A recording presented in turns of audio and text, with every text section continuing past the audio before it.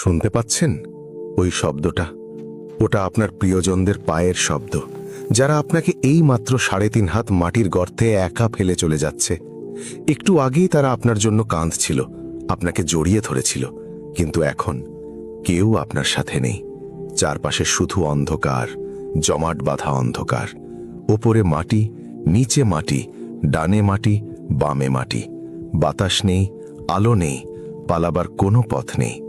স্বাগতম, এটিই আপনার নতুন ঘর, এটিই আলামে বারজাখ, এটিই কবরের প্রথম রাত। রাসূলুল্লাহ সাল্লাল্লাহু আলাইহি ওয়াসাল্লাম বলেছেন, কবর প্রতিটি মানুষকে চাপ দেয়। যদি এই চাপ থেকে কেউ রক্ষা পেত, তবে তিনি হতেন সাদ ইবনে মুআজ রাদিয়াল্লাহু আনহু, যার মৃত্যুতে আল্লাহর আরশ পর্যন্ত কেঁপে উঠেছিল। কিন্তু তিনিও রেহাই পাননি। যখন সবাই চলে যায়, তখন কবর লাশের সাথে কথা বলে। সে বলে, আমি ছিলাম পোকামাকড়ের ঘর, আমি ছিলাম অন্ধকারের ঘর, আমি ছিলাম একাকিত্বের ঘর। আজ তুমি আমার পেটে এসেছ। একজন পাপাচারীর জন্য এই মুহূর্তটি হয় অবর্ণনীয় যন্ত্রণার।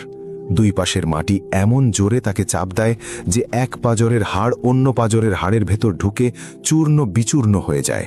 তাবরানি। ঠিক যেভাবে আপনি আঙুলের ভেতরে আঙুল প্রবেশ করান, ঠিক সেভাবে বুকের হাড়গুলো ভেঙে একাকার হয়ে যায়। ভয় এবং যন্ত্রণার যখন কেবল শুরু, ঠিক তখনই সেই ভয়াবহ মুহূর্তটি উপস্থিত হয়। কবরের মাটি ভেদ করে দুজন ফেরেশতা প্রবেশ করেন, মুনকার এবং নাকির। হাদিসে এসেছে, তাদের চেহারা হবে কুচকুচে কালো, চোখগুলো হবে নীল আগুনের মতো, আর গলার স্বর হবে মেঘের গর্জনের মতো ভয়ঙ্কর। তারা মৃত ব্যক্তিকে ধমক দিয়ে উঠিয়ে বসাবেন। সেই মুহূর্তে আপনার দুনিয়ার টাইটেল, ক্ষমতা, টাকা পয়সা কিছুই কাজে আসবে না।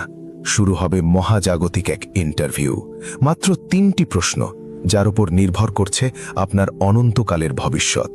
ফেরেশতারা বজ্রকণ্ঠে জিজ্ঞেস করবেন, মান রব্বুকা, তোমার রব কে? দুনিয়ায় যারা রবকে ভুলেছিল, যারা আল্লাহকে বাদ দিয়ে প্রবৃত্তির পূজা করত, তাদের জিহ্বা অরষ্ট হয়ে যাবে, ভয়ে তোতলামি শুরু হবে। সে বলতে চাইবে কিন্তু পারবে না।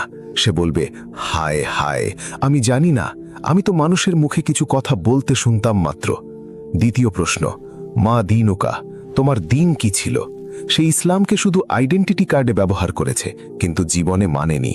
সে উত্তর দিতে পারবে না, বলবে লা আদ্রি, আমি জানি না। তৃতীয় প্রশ্ন, রাসূল সাল্লাল্লাহু আলাইহি ওয়াসাল্লামের প্রতি ইঙ্গিত করে বলা হবে, এই ব্যক্তিটি কে? যে ব্যক্তি সুন্নাহ অনুযায়ী চলেনি, নবীকে ভালোবাসেনি, সে তাকে চিনতেই পারবে না। তার মুখ থেকে শুধু হতাশার আর্তনাদ বের হবে। যখন সে উত্তর দিতে ব্যর্থ হবে, তখন আকাশ থেকে একজন ঘোষক ঘোষণা দেবেন, আমার বান্দা মিথ্যা